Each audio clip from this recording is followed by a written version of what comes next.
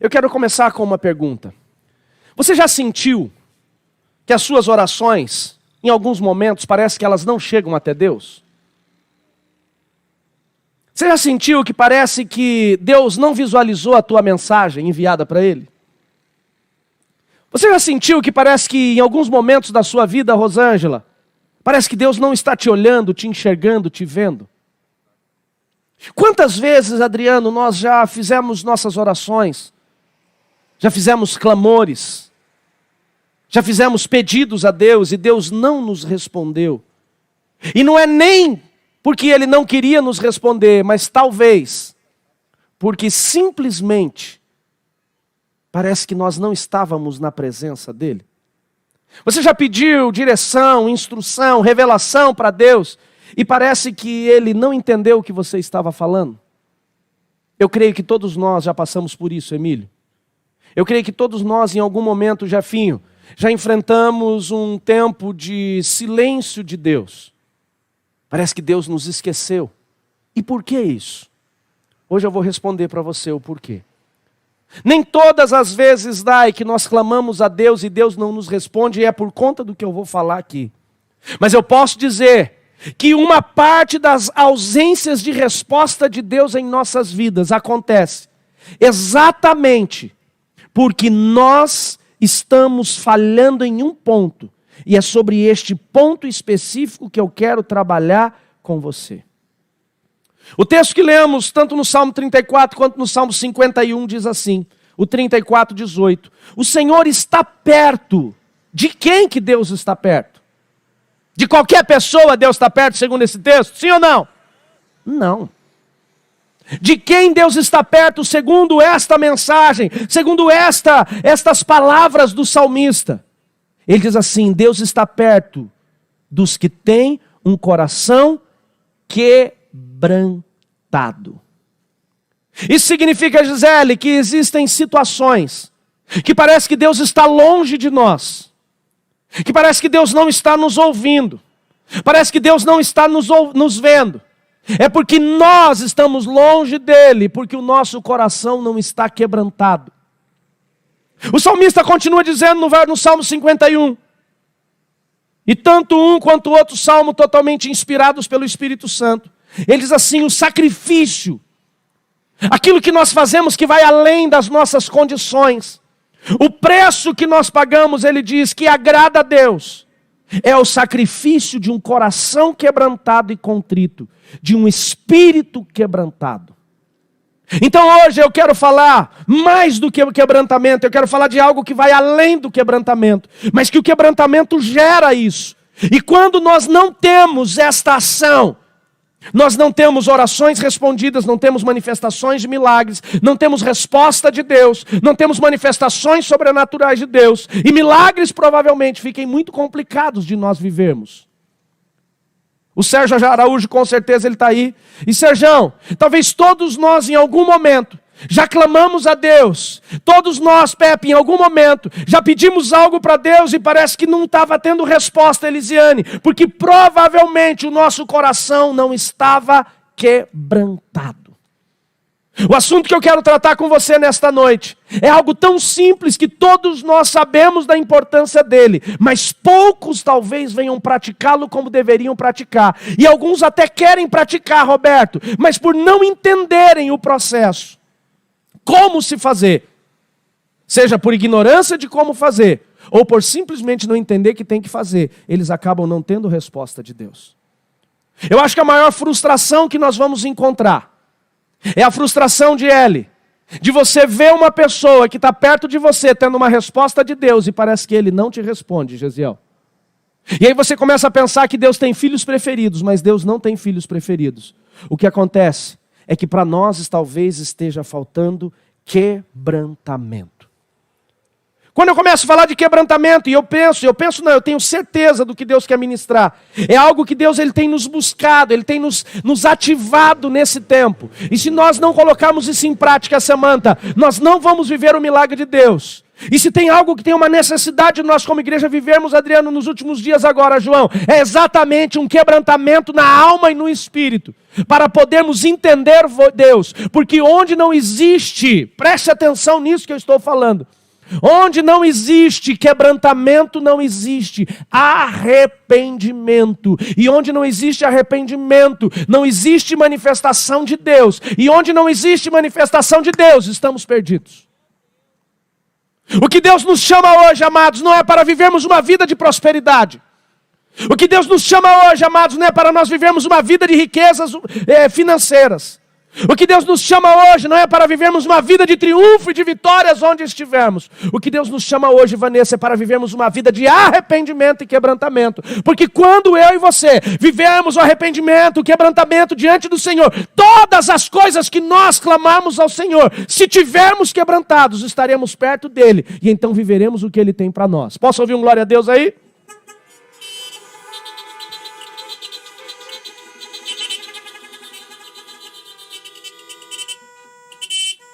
O grande problema nosso, amados, não está apenas na presença do pecado, mas na ausência do arrependimento.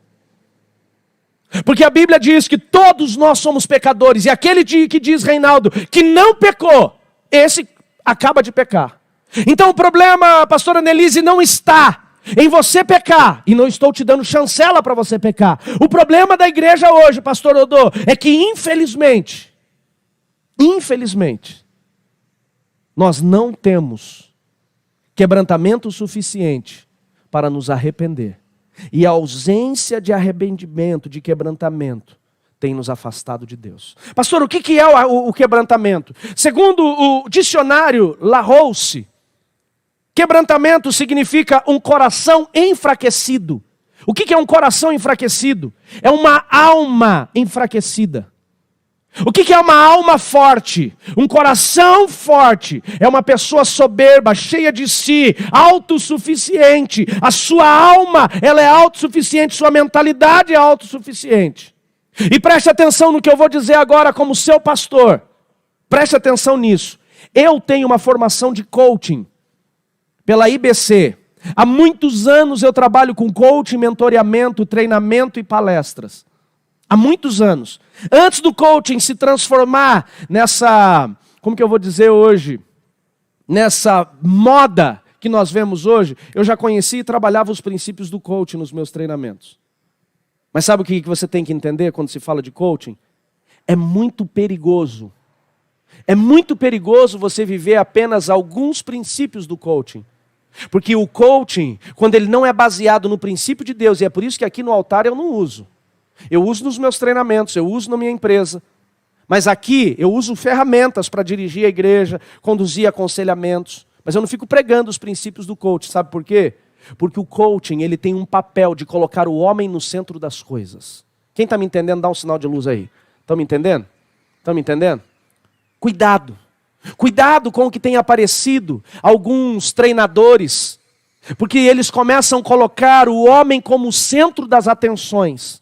E alguns pastores até eles estão indo para esta linha, por quê? Porque parece que entrou na moda, parece que isso chama a atenção das pessoas. E parece que o evangelho já não é mais suficiente, a palavra de Deus ela já não é mais suficiente. Então eles têm que ensinar algumas metodologias de ciências e de filosofias humanas. E começa a colocar o homem no centro de tudo.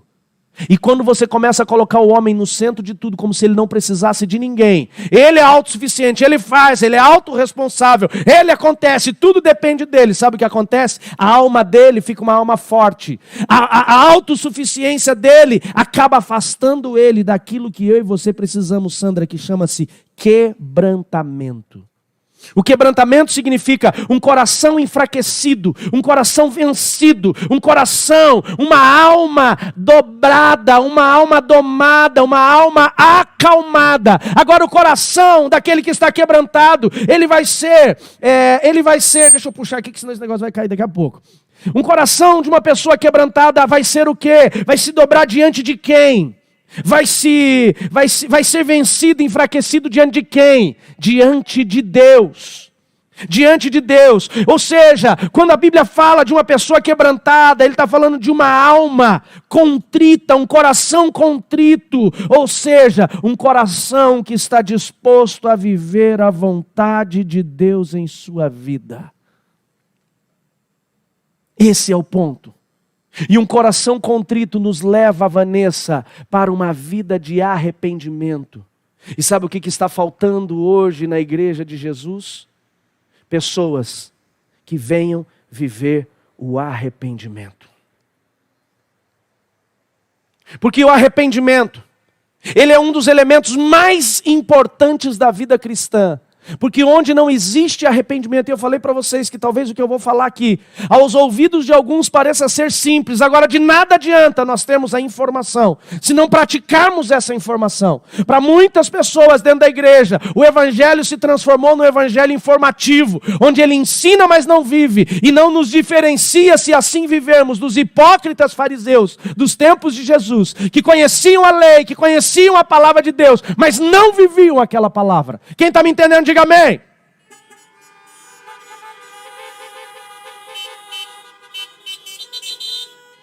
O principal elemento para vivermos uma vida de manifestação de Deus, de aproximação de Deus, de milagre de Deus, é o arrependimento, ou seja, o coração quebrantado que nos leva a viver um arrependimento genuíno dos nossos pecados e erros. Hoje é noite de ceia.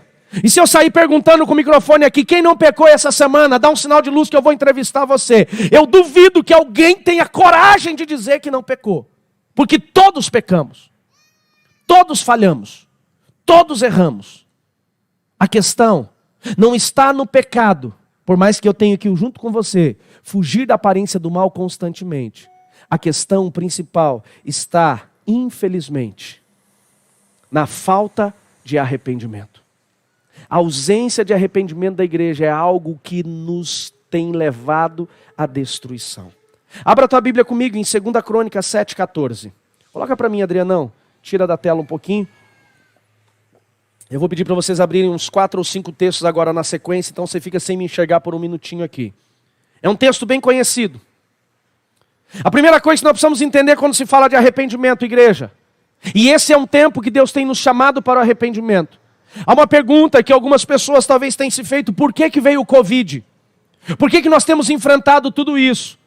Eu avalio que o Covid veio para chamar a atenção da humanidade para Deus. Veio para separar o trigo do joio. Veio para bradar aos salvos, à igreja de Cristo, que o noivo está chegando. Tenho falado muito sobre isso. 10 virgens, Ellen, estavam esperando o noivo. 5 que estavam preparadas e 5 despreparadas, mas as 10 adormeceram. Na minha avaliação, é o tempo que nós temos vivido. Igreja preparada, igreja que não está preparada. Segunda passagem de Mateus 25. De um coletivo de 100% da igreja, a metade dela vai ser louca, vai ser despreparada. E a metade que estiver preparada também está adormecida. Então é por conta disso que o Covid tem vindo. E nós não vamos viver uma manifestação de milagre de Deus. Deus não vai soprar essa nuvem do Covid que tem vindo sobre o arraial do seu povo, da sua igreja, se a igreja não viver arrependimento. Um dos elementos principais para vivermos arrependimento, antes de vivermos a oração, antes de vivermos a intercessão, antes de vivermos o clamor, antes de fazermos atos proféticos, é vivermos o arrependimento, porque o arrependimento ele é a base, ele é o alicerce de todas as outras coisas. Quem está me entendendo não? Glória a Deus aí. Enquanto eu e você como igreja não entendermos, enquanto eu e você como igreja não entendemos a importância, a necessidade de um arrependimento, de um coração quebrantado, todas as outras coisas do evangelho não se manifestarão em nossas vidas. O segredo está no arrependimento. E talvez este seja um dos elementos que nós menos temos sido ensinados ultimamente como igreja no geral. Vai lá em 2 Crônicas 7,14, bem conhecido o texto, diz assim: e se o meu povo, que se chama pelo meu nome, quem é povo de Deus e chama pelo nome de Deus, buzina aí!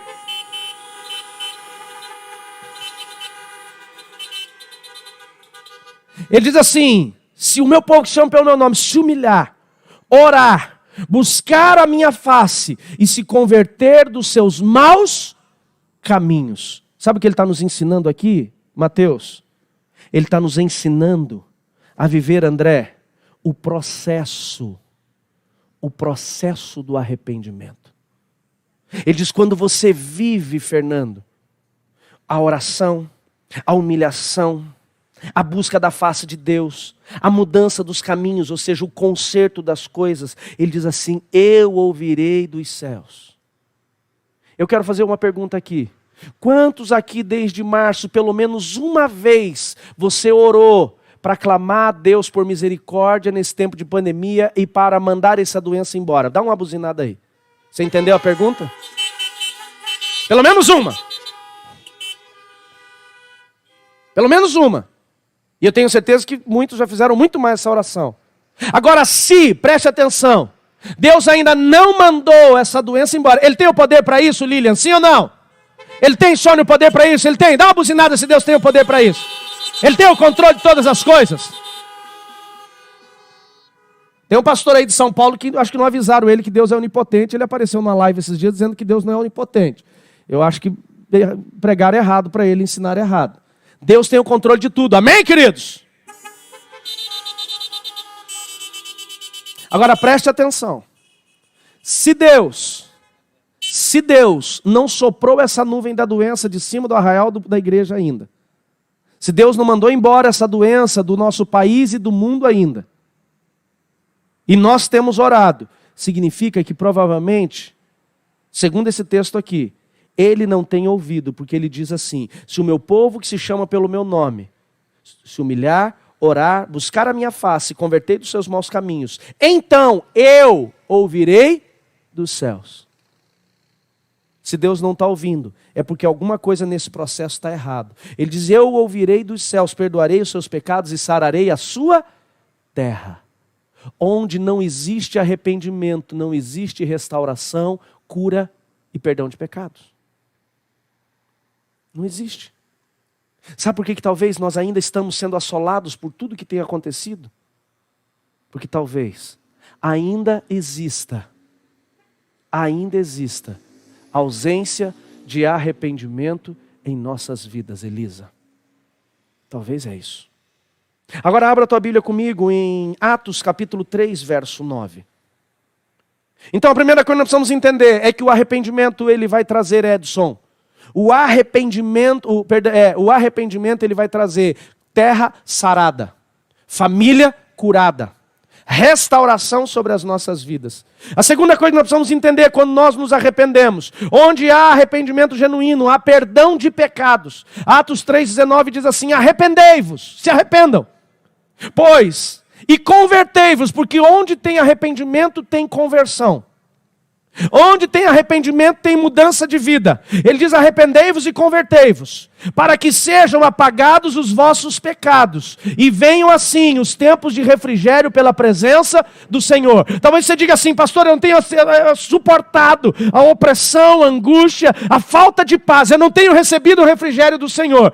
Me perdoe dizer, como seu pastor e te amo, talvez, Lilian, não temos vivido esse refrigério que a palavra de Deus nos libera nessa palavra, porque não temos vivido o processo do arrependimento e da conversão. Terceiro, o arrependimento genuíno, ele traz uma transformação de vida. Ele nos leva a viver uma vida plena e prosperidade. Vai comigo agora em Provérbios 28:13. Provérbios 28:13. Ele diz assim, Provérbios 28:13, vou esperar o Adriano colocar aqui para você encontrar aí. Provérbios 28:13, ele diz assim, Márcio, o que encobre as suas transgressões, nunca, diga comigo aí dentro do seu carro, diga comigo, nunca. Gostei de ver, o povo está aqui. Ele está dizendo assim, aquele que encobre, aquele que esconde o seu pecado, aquele que não confessa, aquele que não fala para ninguém, aquele que fica seu pegadinho escondidinho debaixo do tapete. Ele está dizendo nunca, e preste atenção que é a palavra de Deus, nunca prosperará. Quando não há arrependimento, não há prosperidade. Pastor, você está falando de riqueza? Não, estou falando de vida plena. Prosperidade não é só dinheiro no bolso. Prosperidade é uma vida de paz. Prosperidade é você ter saúde. Prosperidade é você ter manifestação de Deus na sua vida. Ele diz aquele que encobre os seus pecados, ou seja, aquele que não se arrepende. Ele nunca, não é que diz talvez, ele diz nunca Você pode até ganhar muito dinheiro. Mesmo ganhando muito dinheiro, Wagner, não vai mudar a sua vida e a sua história. Por quê? Porque o pecado, a ausência de arrependimento, não permite você viver o pleno. Ele continua dizendo, mas porém, aquele que confessa e deixa, processo do arrependimento de novo. Ele diz, aquele que confessa e deixa, alcança misericórdia. Pastor, eu não sei por que não prospero. Será que não está faltando arrependimento? Quebrantamento? Vai para o último texto dessa primeira parte que eu quero falar com você. Mateus capítulo 4, verso 17. Então nós aprendemos aqui, número 1, que quando não existe arrependimento, não existe, preste atenção aqui, terra sarada, vida restaurada. Aprendemos também que quando não existe arrependimento, pastora Neia, não existe perdão de pecados. Aprendemos também que quando não existe arrependimento, não existe prosperidade e vida plena. E agora o último texto, nós vamos entender que quando não existe arrependimento, não existe manifestação do reino dos céus, salvação. Onde não há arrependimento, vai perder a salvação. Pastor, mas a salvação é graça, mas a graça se manifesta através do arrependimento. Diz o texto, Mateus 4,17. Desde então, começou Jesus a pregar e dizer, olha a mensagem de Jesus, os adeptos da graça. Cadê o povo da graça? O povo da graça diz que você pode pecar, peca com força. Ele diz, pode continuar pecando, porque Jesus levou todos os seus pecados. Esse dia eu vi um desavisado dizendo que quando Moisés desceu do monte, com as tábuas das leis, e ele viu o povo que tinham construído um bezerro de ouro para eles, Flávio, e por conta disso, eles adoravam. Moisés já matando aquele povo, ele quebra as tábuas, olha a insanidade do cara, Roberto. Ele quebra as tábuas das leis para poupar o povo de viver o juízo, porque aí ia ter juízo, ia ter lei. Eu falei, meu Deus do céu. A Bíblia diz que Moisés ele ficou indignado com a rebeldia daquele povo. Os adeptos da graça, preste atenção aqui.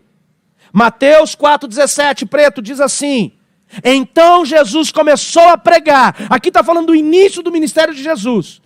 Ele começou aos seus 30 anos de idade a trazer uma mensagem. E qual era essa mensagem? Arrependam-se, porque é chegado o reino dos céus. Onde não tem arrependimento, não tem manifestação do reino. Não tem salvação. E sabe qual que é a única coisa que o diabo não quer que você viva? Arrependimento. O inferno não se preocupa com o crente dentro da igreja. O inferno se preocupa com o crente arrependido dos seus pecados. A questão é essa. O inferno não está nem aí para crente que está dentro da igreja. Principalmente aquele que no domingo ele canta, ora, chora, e na segunda ele faz tudo o que ele fez na semana anterior. O diabo se preocupa com o crente arrependido, porque crente arrependido tem mudança de vida. E ele prega essa mudança onde ele vai. Sabe o que está faltando para nós? Arrependimento. O arrependimento, na minha avaliação, ele é um dos principais elementos, um dos principais princípios de conversão. Uma pessoa que se converte, mas não se arrepende, não se converteu de fato. Então, pastor, o que é o arrependimento? Ou melhor, o que não é o arrependimento? Se você estiver anotando, eu quero indicar você escrever o que eu vou falar, porque isso daqui você vai levar para a sua vida. O que não é arrependimento? Anota lá, Deus te abençoe, meu amado. Vai lá, anota comigo, a primeira coisa que nós precisamos entender, o arrependimento não é convicção de pecado, faz parte do arrependimento, mas não é só isso. Sabe qual que é o principal erro, pastor Annelise, que nós cometemos quando uma igreja? É que nós achamos, pastora Mari, que arrependimento é só você reconhecer que você pecou. Você reconhecer que aquilo que você está fazendo é errado. Você acha que isso já é arrependimento. Isso não é arrependimento, ele é o primeiro passo, é a primeira parte. E é aqui que muitos de nós estamos errando e falhando. É aqui que nós, infelizmente, estamos cometendo um dos principais erros como igreja. É que nós estamos apenas parando no primeiro passo, que é o passo de convicção. Eu sei que eu estou pecando. Não precisa me falar, pastor, eu já sei. Eu sei que esse negócio está errado. Eu sei. Mas vai mudar? Estou pensando, estou me preparando, estou lutando. Mas ele está, na verdade, perdendo essa luta. O que o arrependimento não é apenas uma convicção do pecado, e esse é o grande erro de muitos, acreditarem que simplesmente reconhecendo o seu pecado e dando até o nome para esse pecado, eles já estão perdoados. Não é. É só a primeira parte. Convicção faz parte do arrependimento, mas não é o processo todo. Outro erro que algumas pessoas pensam, que arrependimento é apenas a confissão do pecado. Não, eu confessei. E no dia de culto de ceia, talvez esse seja um dos erros que nós mais cometemos. O culto de ceia, a gente já vem para o culto de ceia, Sandra, pensando no que a gente fez para pedir perdão para Deus. Não, eu tenho que falar isso, falar isso, falar isso, falar isso, falar isso. Agora me conte aqui, não para mim, só para você. Quantos de nós, todos os meses pedimos perdão pelo mesmo pecado? O imoral, o viciado em coisas que não deveria estar viciado, imoralidade, o mentiroso, o que perdeu o controle emocional, desequilibrado, irado, o adúltero. Todo mês, ou toda vez que ele chega diante de Deus, ele pede perdão pelos mesmos pecados, e ele acha que isso é arrependimento. Isso não é arrependimento. Convicção do pecado faz parte do processo, mas não é o processo todo. Confissão de pecados faz parte do processo, mas não é o processo todo. Outro erro que nós cometemos, nós pensamos que o arrependimento, ele é a tristeza pelo pecado. Então quando se pega, fica triste, se esconde, fica angustiado, fica oprimido. Não é. Quando você sente tristeza pelo pecado, mas não muda, você infelizmente só teve remorso. E que é um exemplo de um cara que teve remorso, mas não teve salvação? Judas Iscariotes. Ele traiu o seu amigo, teve remorso pelo que ele fez, mas não mudou. Não mudou. E infelizmente, aconteceu o que aconteceu.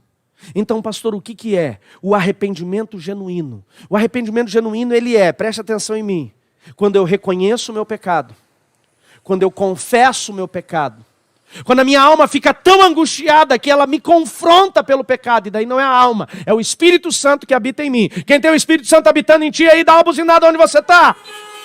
Ei, glória a Deus!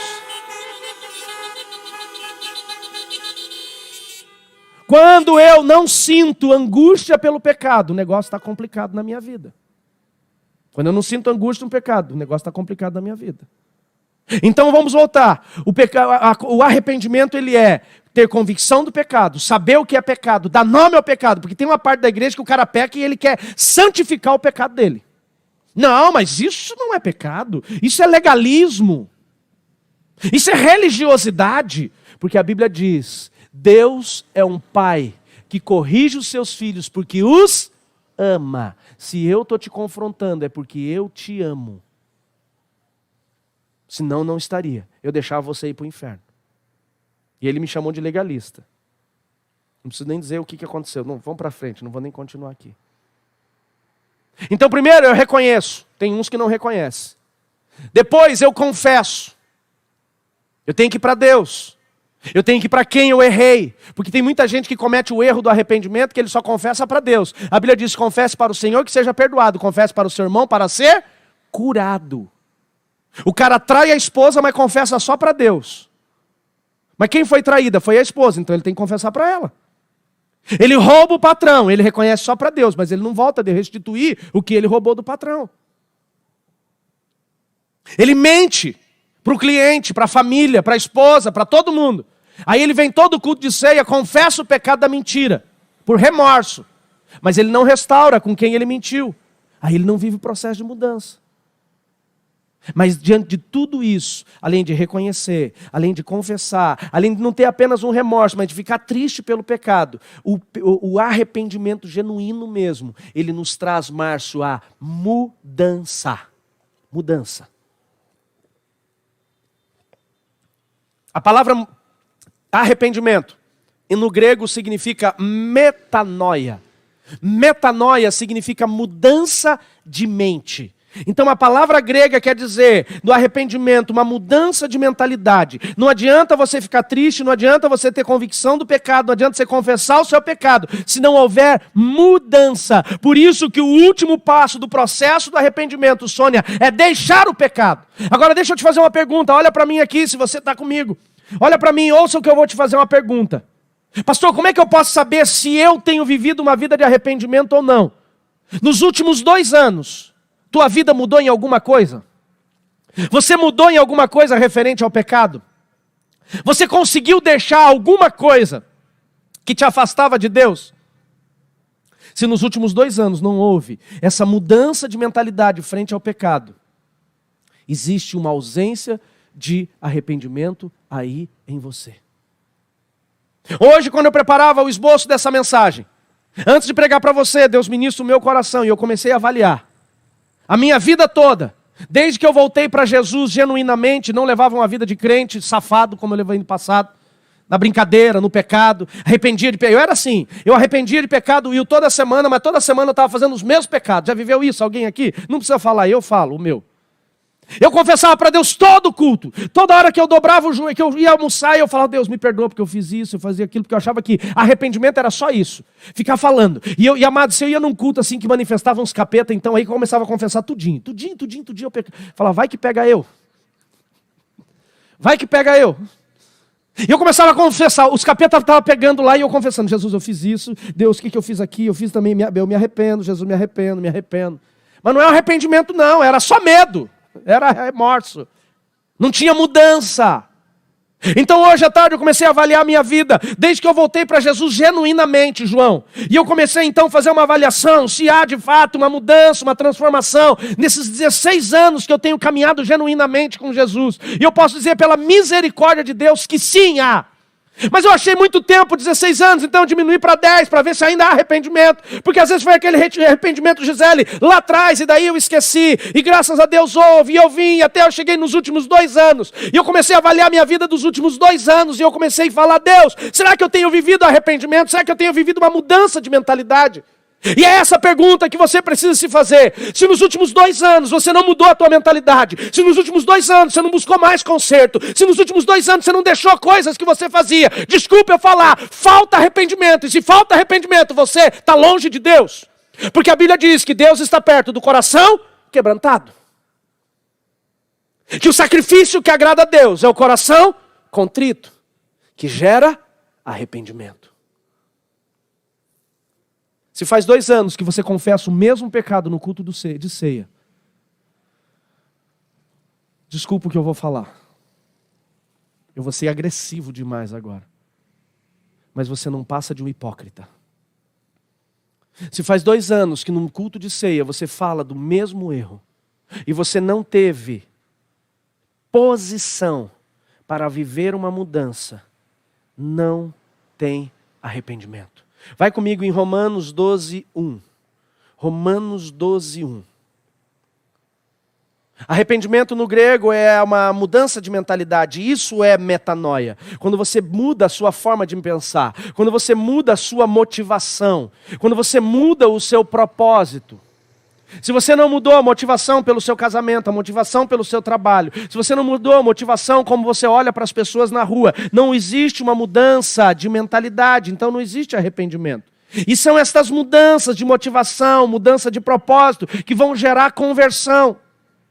A conversão ela vem na mudança de motivação. A conversão vai ser gerada na mudança de mentalidade. Isso que vai indicar que uma pessoa de fato está andando em posição.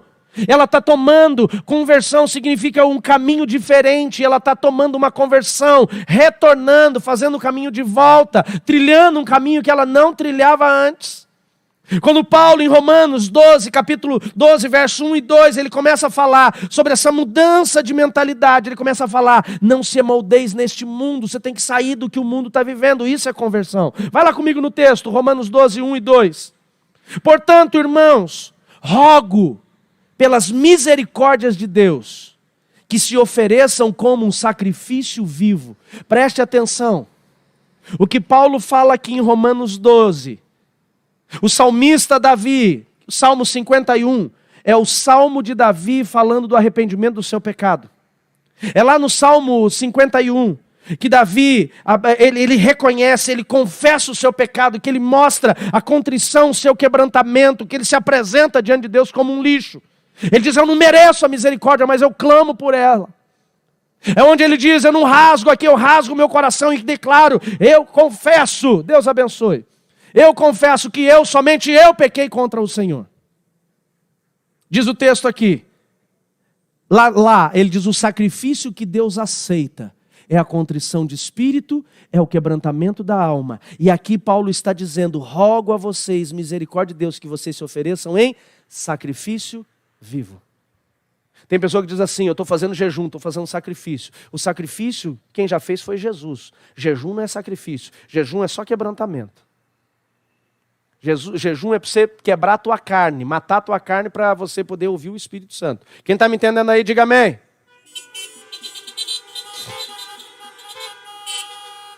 Sabe qual que é o único sacrifício, segundo o salmista, no Salmo 51? O único sacrifício que eu e você conseguimos fazer é o quebrantamento de alma. É a contrição no coração. Se não houver quebrantamento, não tem sacrifício. E por que ele diz que é sacrifício? E Paulo está dizendo assim, se ofereçam como sacrifício vivo. Porque o contrário de quebrantamento, Fernando, é o orgulho. É soberba. E a Bíblia diz que Deus está perto do coração quebrantado. Mas a mesma Bíblia diz que Deus não suporta o arrogante. E sabe por que é um sacrifício? Porque a nossa alma, Ivan, ela não quer se quebrantar. A nossa alma, ela é orgulhosa. Nós somos soberbos. Preste atenção numa coisa, se tem alguém que Deus já te impeliu a você consertar com ela, a você pedir perdão para ela, a você procurar essa pessoa, você abraçar essa pessoa, liberar perdão para essa pessoa, e você não está fazendo, e você fica arrumando, porque a nossa alma, tão orgulhosa que ela é, Elisiane, que ela fica arrumando, Ezequiel, uma desculpa para não se quebrantar, para não se humilhar. Nós não gostamos de viver o processo do quebrantamento, por isso não vivemos o arrependimento. Se Deus tem te impelido, se Deus tem te incomodado e você tem rejeitado, cuidado, a fatura é alta. E é um sacrifício que você tem que estar fazendo. Nós ficamos procurando desculpas para não fazer isso. E por isso nos arrebentamos. Voltamos para o texto. Ele diz, para que se ofereça como sacrifício vivo, santo, agradável a Deus. Este é o culto racional de vocês. Verso 2, não se amoldem ao padrão deste mundo. Qual que é o padrão do mundo? O padrão do mundo é, você não tem que dar satisfação para ninguém. O padrão do mundo é politicamente correto. Você não fala mal disso, você não fala daquilo, você não fala mais de pecado. Se falar mal de pecado na igreja hoje, você pode ser preso. Se falar de alguns determinados grupos, você vai ser escorraçado. Nós temos que respeitar? Temos que respeitar. Temos que amar? Nós temos que amar, mas não temos que aceitar o pecado. Ele diz, não se amoldeis, não se deixem criar forma, molde pelos padrões deste mundo, mas transformem-se pela renovação da vossa mente, no grego, mas transformem-se pela metanoia, mudem a mente de vocês. Se você achava que pegar 10 do caixa da empresa não é errado, ora, meu patrão me paga o que é injusto, e você continua fazendo depois que você se converteu, desculpa eu falar, não converteu. Não tem conversão. Se você mentia antes de vir para Jesus, e depois que você veio para Jesus, você continua mentindo para poder tirar um resultado positivo nos seus negócios, me desculpa, você não mudou.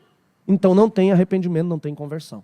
Se os teus negócios são injustos, você sabe que você está enganando, você sabe que está fazendo uma coisa injusta, e você mente em valores para o seu cliente, você mente em situações, não existiu uma conversão, não tem arrependimento. Está longe de Deus.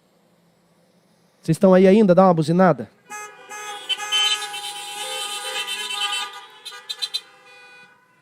O medo é que o povo comece a tirar da ré no carro e vai embora, né? Não faz isso não. Continuando dizendo. Continuamos lendo. Para a renovação da vossa mente, para que sejam capazes de experimentar e comprovar da boa, agradável e perfeita vontade de Deus. Quando eu e você temos arrependimento genuíno, mudança de mentalidade, nós começamos a viver um processo de conversão, e a conversão nos permite ouvir Deus, nos permite estar no lugar onde Deus quer que nós estejamos, nos permite não sermos desprezados por Deus, e aí vivemos a perfeita, agradável vontade do Senhor. Sabe onde está a essência da vida cristã? A essência da vida cristã, ela está nos processos de mudança. Onde não existe mudança, provavelmente não existe Espírito Santo habitando. Se você não se sente incomodado com o pecado, com o erro na sua vida, tem alguma coisa errada em você. Porque onde o Espírito Santo habita, ele vai te incomodar do pecado. E você precisa tomar uma posição de mudança. O texto de Provérbios 28:13 que nós já lemos, ele diz: o que encobre o seu pecado não prosperará. Não prospera. Pastor, e qual que é o principal elemento então para eu poder viver esse arrependimento? E eu estou encerrando aqui a mensagem. O principal elemento para vivermos o arrependimento, Preto, é nos posicionarmos numa vida que agrade a Deus. Ele diz lá em Provérbios 28:13, o que encobre as suas transgressões não prosperará, nunca prosperará, mas o que confessa e deixa, diga comigo aí, deixa! Diga aí comigo, deixa! O deixa é essa posição que eu e você precisamos ter. Aquele que confessa e deixa, a Bíblia diz, ele alcança misericórdia. Então o arrependimento não está em apenas confessar, não está em apenas reconhecer, mas está em deixar. É quando você deixa de encobrir o seu pecado e começa a abandonar, não viver mais aquilo que desagrada a Deus. Então sim, agora tem uma mudança. Posicionamento não é fraqueza, posicionamento é para quem é forte. É quando você chega naquela situação e diz, isso aqui eu não faço mais. É quando você tem o desejo de mentir, porque você foi construído dentro daquele processo. Há uma cultura na sua casa, na sua vida de imoralidade. Mas mesmo assim, você não se permite ser levado por essa cultura. Confessar é importante, pastor? É importante. Reconhecer é importante? É importante. Porém, o mais importante é quando você decide mudar e fazer o caminho de volta. E eu encerro aqui com uma parábola que Jesus conta no Evangelho de Lucas. De um jovem que a Bíblia chama apenas de o filho pródigo. Um mau administrador. O pródigo significa um mau administrador. Aquele que perde dissolutamente suas finanças e os seus bens. Mas este jovem que perde tudo que o pai lhe deu como herança, o seu principal erro não está na má gestão apenas, mas está em querer permanecer numa vida de pecado. E só existe arrependimento neste jovem quando ele se posiciona. Preste atenção em mim, olhem aqui. Tem muita gente que insiste em viver o pecado. Ele insiste em viver o erro. Ele insiste.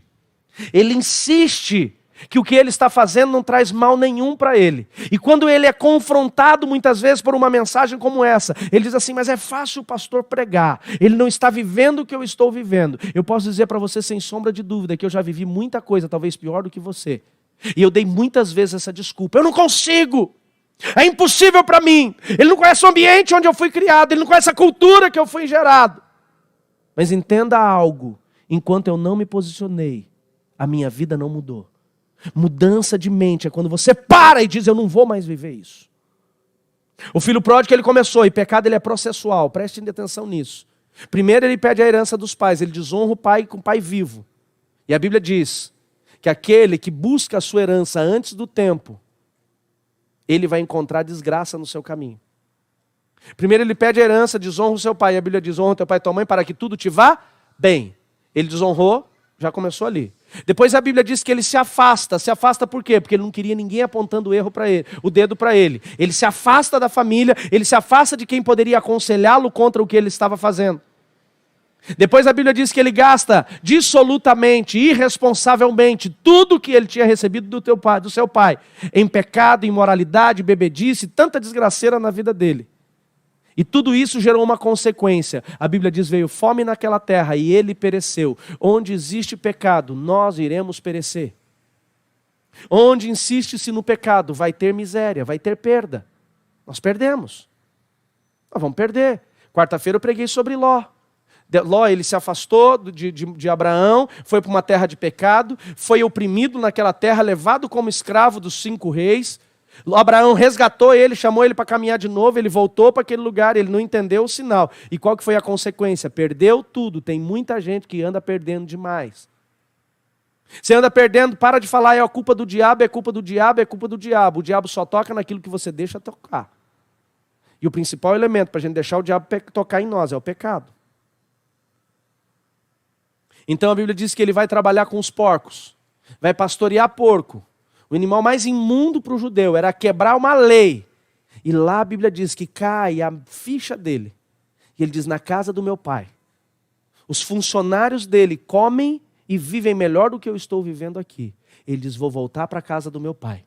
Vou dizer para ele, pequei contra o Senhor, pequei contra Deus. E vou pedir para ser um jornaleiro dele.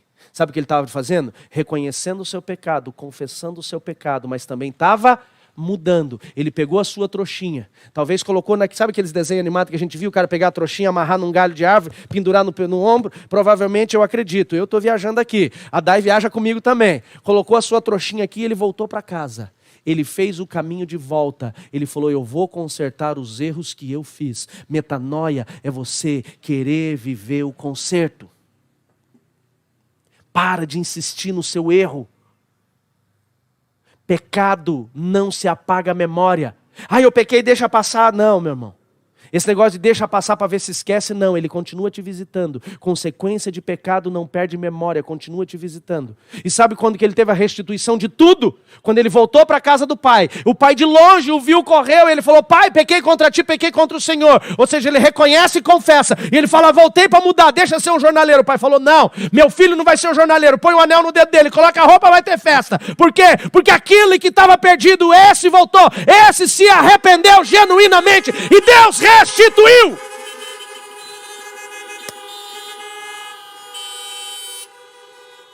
A coisa mais tola que eu e você podemos dizer é cantar aquela canção que diz restitui. Para quem que ele está falando? Para Deus. Eu quero de volta o que é meu, sara-me e põe teu azeite em minha dor. É a maior tolice você cantar essa canção sem primeiro viver um processo de mudança de mente, sem arrependimento. Onde houve restituição, pastor Anderson, para aquele que fez o caminho de volta? Quem quer viver restituição de perdas que teve na sua vida, buzina onde você está. Aleluia, todos queremos. Então vamos fazer o caminho de volta. Vamos retomar. Retoma onde você perdeu, onde você se afastou. E assim como o filho pródigo, você vai viver a restauração do Senhor. Amém, queridos? Quase que eu falei agora, coloque-se de pé. Feche os olhos onde você está.